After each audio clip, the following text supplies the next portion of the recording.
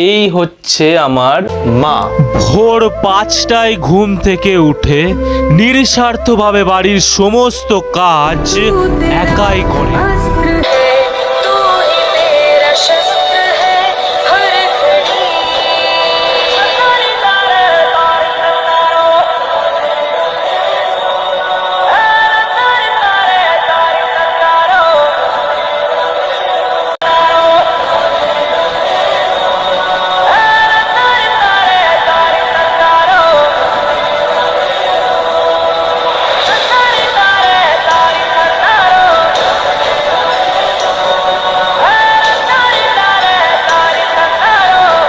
এই দুনিয়ায় সব থেকে বড় যোদ্ধা মাই হয়ে থাকে।